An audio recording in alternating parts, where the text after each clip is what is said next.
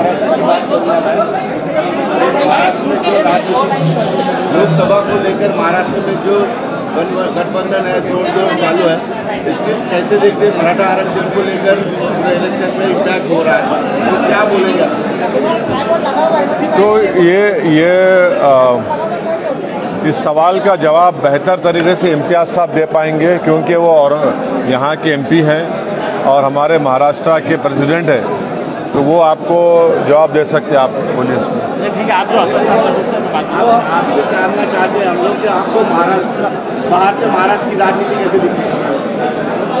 नहीं, मुझे ये दिख रहा है कि इंशाअल्लाह इस पार्लियामेंट कॉन्स्टिट्यूंसी से 5 साल पहले यहाँ की आवाम ने, जनता ने बिला लिहाज समुदाय को देखे, मज़हब को देखे, कास्ट को देखे, एक हिस्टोरिकल कामयाबी इम्तियाज़ जलील साहब को दी है। और मेरी नज़र में इम्तियाज़ जलील साहब ने बहुत बेहतरीन तरीक़े से औरंगाबाद की जनता की खिदमत की, उनकी तकालीफ को, उनके मसाइल को पार्लियामेंट में उठाया। पार्लियामेंट के बाहर भी उन्होंने कोशिश की, जैसा आज एक PIL में खुद वो जाकर कोर्ट में बहस किए। और इम्तियाज़ साहब को ये था कि सिर्फ कोविड के 2 साल तो उसमें ख़राब हो गए, पूरे देश में कोविड था, तो जो लिमिटेड 3 साल का टाइम इम्तियाज़ साहब को मिला, उनका परफॉर्मेंस बेहतरीन था, एक्सेलेंट परफॉर्मेंस था। और मुझे यकीन है कि यहाँ की जो जब मतदान होगा 13 मई को, यहाँ पर जितने वोटर्स हैं वो दोबारा औरंगाबाद को कामयाब करेंगे, यहाँ की जनता को, यहाँ की कॉन्स्टिट्यूंसी को कामयाब करेंगे, क्योंकि ये जो प्यार मोहब्बत का जो माहौल यहाँ पर मजबूत हुआ है और उसी को लोग आगे बढ़ाएंगे। डेवलपमेंट भी हुआ है, विकास का काम चल रहा है, तो मुझे यकीन है कि दोबारा इस पार्लियामेंट कॉन्स्टिट्यूंसी की आवाम इम्तियाज़ जलील साहब को अपना MP बनाकर उनको कामयाब करेगी। क्योंकि दूसरी जानिब जो पार्टीज़ है वो उनकी जो राजनीति है वो नफ़रत के ऊपर बनी हुई है। वो गलतफहमी फैलाना, गाली देना, दिलों को तोड़ना। इम्तियाज़ साहब उसके ऑपोजिट में काम किए, तो मुझे यकीन है कि इंशाअल्लाह अच्छा नतीजा आएगा और दोबारा इम्तियाज़ जलील साहब इस पार्लियामेंट कॉन्स्टिट्यूंसी के जनता के MP बनकर पार्लियामेंट में उनकी नुमाइंदगी और उनकी आवाज़ बनेंगे। कोई पार्टी अपना उम्मीदवार डिक्लेयर नहीं कर रही है। रिंगन में पहला पहलवान इम्तियाज़ जलील है, बाकी पहलवान आने पड़े। तो हमने तो इम्तियाज़ जलील साहब के कैंडिडेचर का ऐलान कर दिया और दूसरी पार्टीज अभी देख रही है। ठीक है, उनका प्रेरोगेटिव है, मगर हम तो अपना काम शुरू कर चुके हैं और पूरी जनता का आशीर्वाद, पूरे गरीब और ज़ईफ़, बुज़ुर्ग, हमारी माताएं, बहनें, नौजवान, सबका साथ है और इंशाअल्लाह ज़रूर इम्तियाज़ साहब यहाँ से दोबारा MP बनकर कामयाब होंगे। कोई गठबंधन हो रहा है या किसी से बात हो रही है? तीसरा सवाल हो गया आप एक अकेले से। नहीं, मैं 13 से बढ़ के नहीं जाऊँगा, 3 हो गए।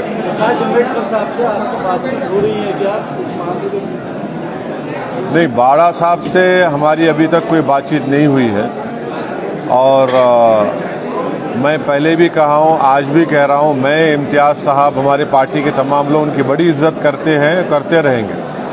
वंचित सोबत आघाडीचे संकेत देत आहेत इम्तियाज़ जलील, असं काही बोलणं सुरू आहे। वंचित बहुजन आघाडीला पुन्हा सोबत घ्यायचं आहे का? वंचित के साथ जाएंगे क्या? इसको साथ में लेंगे? तो अभी जो रिपीट किया वो आप सुन लो आप। हाँ, संजय राउत ने आज बुल्ढाना में सभा में प्रधानमंत्री नरेंद्र मोदी की तुलना औरंगजेब से की है और उन्होंने कहा है कि जिस तरह प्रधानमंत्री नरेंद्र मोदी गुजरात में पैदा हुए और दिल्ली से पूरी सत्ता चला रहे हैं और महाराष्ट्र में नुकसान पहुंचा रहे हैं। गांधी को मारने वाले कहाँ पैदा हुए थे?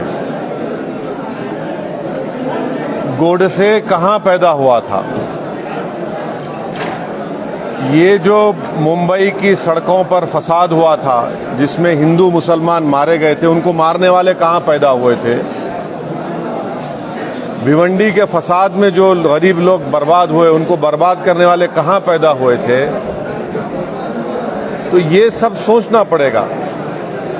तो ऐसा है ना, को घर को आग लगी, घर के चिराग से का मामला है ये। तो हम तो आग बुझाने वाले हैं और हम अमन को मजबूत करना चाहते हैं।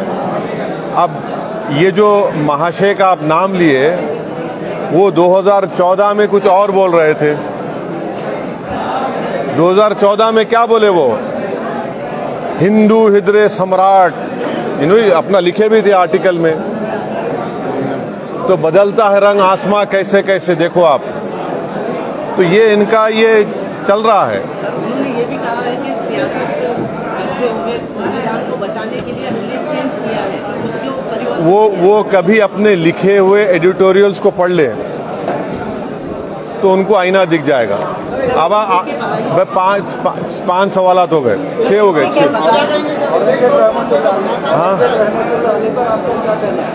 किसके ऊपर? देखिए, एक बात सुनिए, मैं कोई बादशाह का स्पोक्स पर्सन नहीं हूं, मैं आपका स्पोक्स पर्सन हूं, आम जनता का स्पोक्स पर्सन हूं। और सुनिए, भारत को संविधान मिलने के बाद ही कोई राजा नहीं रहा, सब बराबर हो गए। तो हम बात करेंगे संविधान के दायरे में रहकर आज़ादी की लड़ाई में सबने हिस्सा लिया था। अब ये बादशाह के बारे में मैं बोलूं, उनका स्पोक्स पर्सन बनूं, मैं नहीं बन सकता। मैं पार्लियामेंट में खड़े होकर यह कहा हूं, आपसे भी कह रहा हूं।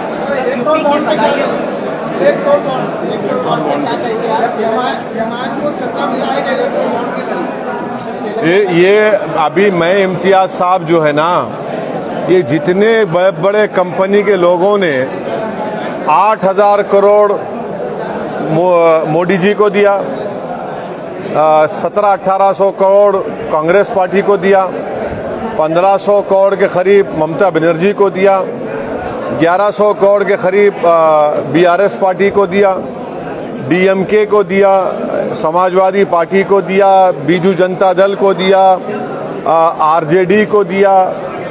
मगर इन तमाम लोगों में ये जो खरीदार थे, ये बिकने तैयार हो गए। खरीदार इनको खरीद लिया और हमारी बैड लक बोलिए या गुड लक बोलिए, हमको एक पैसा नहीं मिला। मगर फिर भी हमारे गले में सांप है बी टीम का।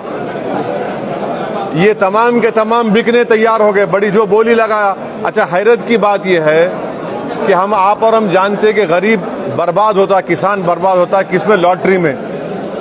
लॉटरी देने वाला 1300 करोड़ रुपए देता है। क्या है भाई, ये तो इनकी लॉटरी उठ गई। अच्छा, कोई भी जो दिए, इतने बड़े बड़े जो सेठ लोग दिए, सेठ लोग तो फ्री में नहीं दिए ना। सेठ लोग ये बोल के नहीं दिए कि मेरी माँ मर गई, मेरा बाप मर गया, मेरा भाई मर गया, मेरा बेटा मर गया, उसके लिए दे रहा हूं। सेठ लोग इसलिए दिए कि आपको अगर 100 करोड़ का बॉन्ड मिला तो सेठ बोला कि सेठ उसमें एक जीरो बढ़ा के मेरे को काम देना। फ्री लंच नहीं है।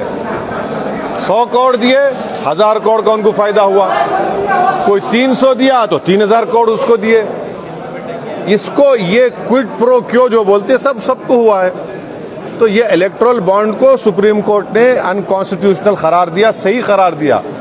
मगर जब अनकॉन्स्टिट्यूशनल करार दे दिया गया और हमारे देश के प्रधानमंत्री ने बार बार ये बोलते हैं, ना खाऊंगा ना खाने दूंगा, जो खाए हैं उनसे वसूल करूंगा, या तो खा के हजम करके डकार ले रहे। आप बताओ, 8,000 करोड़ रुपये, 8,000 करोड़, यानी मिनिस्ट्री ऑफ सोशल जस्टिस का भी बजट इतना नहीं है, उतना बजट नहीं है। तो इलेक्टोरल बॉन्ड जो है, इसमें इस हम्माम में पूरे पार्टियां नंगे सिवाय एमआईएम पार्टी के। हाँ, इंडिया में सबसे ज्यादा इलेक्ट्रॉल बॉन्ड जिसने खरीदा वो आपके तेलंगाना से आते हैं। मेगा इंजीनियरिंग 80-90% तेलंगाना जो बॉन्ड खरीदे ना पूरे हैदराबाद में है, और हैदराबाद के एमपी को सुक्का मार दिए। आने पूरे के पूरे तालाब से पानी लेके चले गए, हम ही प्यासे रह गए। अने ऐसी क्या बात है कि हमको खरीद नहीं सके? आप सोचो बात, हमको खरीद नहीं सके, ये सब के सब बिक गए।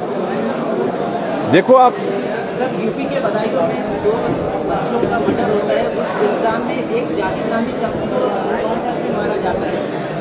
देखिए वो जो वाक़या हुआ है वो एक क्रिमिनल वाक़या है और उसकी हम स्ट्रॉन्गेस्ट वर्ड्स में उसका कंडेम करते हैं कि मासूम बच्चों का कत्ल करना ये कोई इंसान नहीं कर सकता और इस तरह से उनको कत्ल करना, उनको मारना, हम उसका कंडेम करते हैं। और हम फिर से कह रहे हैं कि जब तक कोर्ट्स हैं, अदालत है, कानून है, तो कानून से उनको पनिशमेंट दिलाओ। आप रूल ऑफ लॉ से देश को चलाइए, रूल ऑफ गन से मत चलाइए। मगर वो जो ट्विन मर्डर हुए, हम उसका स्ट्रांगेस्ट पॉसिबल वे में उसका कंडेम करते हैं। हाँ, अभी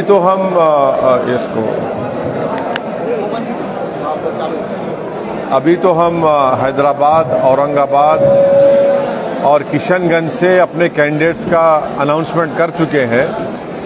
महाराष्ट्र में और कहां पर लड़ेंगे ये इम्तियाज साहब आपको बता देंगे, खुले तौर पे बताएंगे या अनऑफिशियली बताएंगे।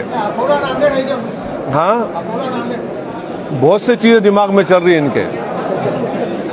तो बिहार के ताल्लुक से भी अख्तरुल इमान साहब और यूपी के ताल्लुक से हमारे शौकत साहब बताएंगे आप।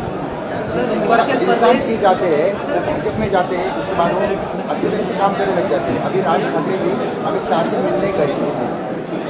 वो मेरा क्या करना है, किससे मिले जाके, मैं क्या बोलूं उस बारे में। मगर ये है कि मेरे को याद आ रहा है एक टीवी स्क्रीन, उसमें वीडियो याद आ रहे मेरे को।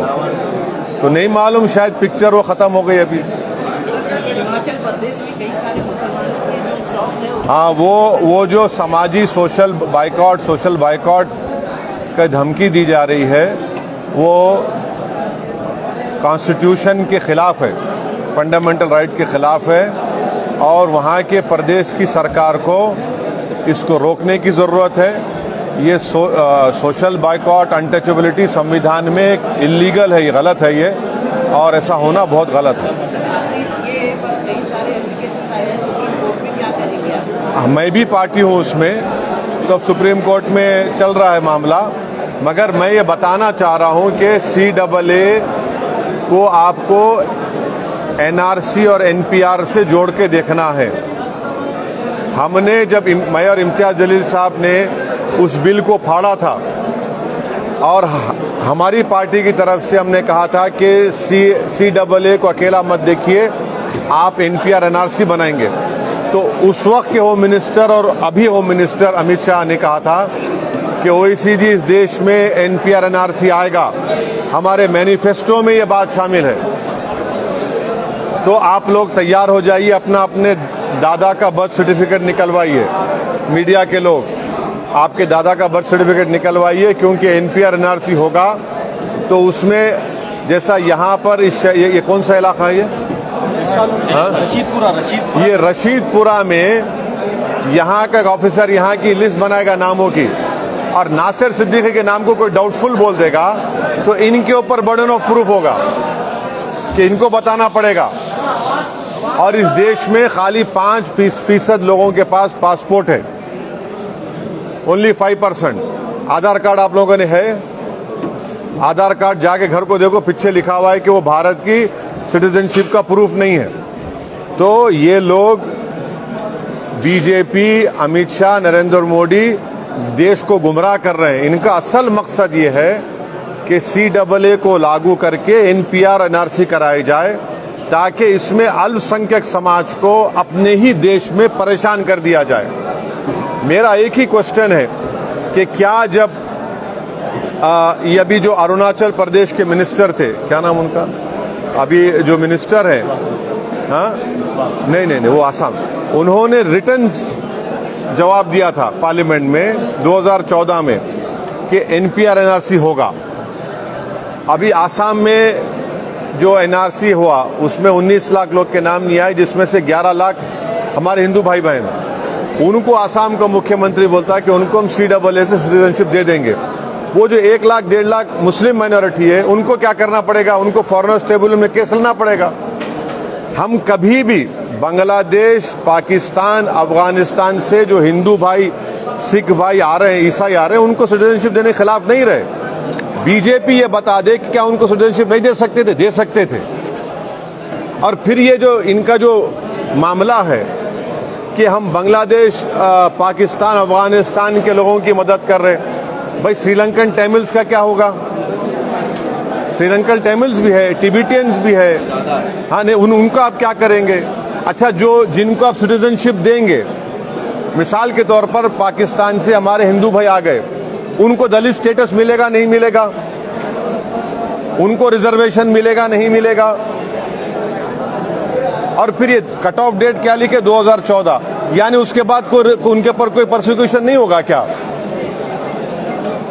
तो ये मकसद क्या है कि देश में एनपीआर एनआरसी करो और यहाँ के गरीबों को, शेड्यूल ट्राइब को, शेड्यूल कास्ट को और माइनॉरिटीज को परेशान करो। ये इनका असल मकसद है। अब की बार 400 के पार क्या बीजेपी का ये नारा सच में? हाँ, अब की बार 400 बीजेपी का नारा है। अब की बार और यहाँ से इम्तियाज जलील सांसद, अब की बार मैं अब की बार फिर से इस बार इम्तियाज जलील कामयाब, दूसरी बार इम्तियाज जलील कामयाब। हाँ, अरे भाई तुम रोजा नहीं थे क्या? आज खाना नहीं खाना है तुमको? हैं? क्या दबा के खा लिए यहाँ पे? और कुछ है? कुछ इंपॉर्टेंट सवाल है तो फिर हाँ, इंडिया आघाड़ी की सरकार बन सकती है कि 2024? भाई इनके पास जो है ना बॉन्ड का पैसा है, हमारे पास गरीब का साथ है, बस मजलूमों का साथ है, तो सच्चाई। हाँ, वो उनके पास भी है ना, बॉन्ड है उनके पास। सरकार बन सकती है कि हाँ, गवर्नमेंट बन सकती है? वो अभी हमारी फिक्र करना है पहले। हैदराबाद, औरंगाबाद, किशनगंज जहाँ के हम रह रहे, पहले हम कामयाब हो जाना। अभी सुनिए, ये हमारे को कामयाब हो जाने का है, कामयाब होने की कोशिश करेंगे। और रहा सवाल बीजेपी को रोकने का, तो यकीनन हम बीजेपी को रोकेंगे। कम्युनल फोर्सेस को रोकने का काम हम ही कर रहे हैं, हम करते रहेंगे। कोई पार्टनर नहीं होगा आपका? हाँ, आप जैसा साथी रहने के बाद पार्टनर की क्या जरूरत हमारे को? अब इलेक्शन नजदीक आ गए हैं, रसोई गैस और पेट्रोल की कीमतों में कमी हुई है। इसीलिए इस देश में 1 नेशन 1 इलेक्शन नहीं होना, हर 6 महीने इलेक्शन होना, तो गरीबों का फायदा होता ना। अब देखो आप, हाँ सही है, गरीबों का फायदा कैसा होगा? वरना पप्पा जी 5 साल के लिए बैठे रहेंगे, 4 साल के बाद डकार लेके बोलेंगे अरे जनता है अभी, अब चुनाव है तो पेट्रोल कम हुआ, डीजल कम हुआ, गैस कम हुआ। और 1 नेशन 1 इलेक्शन भारत के संविधान के फेडरलिज्म के खिलाफ है। इसके खिलाफ भी हम खुद जाकर वो जो कमेटी बनाई गई थी प्रेसिडेंट कोविंद साहब के, हम जाके बोले ये गलत है। आप कैसा विधानसभा, पार्लियामेंट, जिला परिषद, म्युनिसिपैलिटी, म्युनिसिपल चुनाव एक साथ करेंगे? भाई जनता के मुद्दा अलग होगा ना, जैसा यहाँ पर पीने का पानी का मुद्दा है, नेशनल में नहीं होगा। विधानसभा में करप्शन होगा, नेशनल में कुछ और होगा। तो 1 नेशन 1 इलेक्शन करा के तो पूरा बेसिक स्ट्रक्चर के खिलाफ है, ये फेडरलिज्म के खिलाफ है, ये गलत होगा।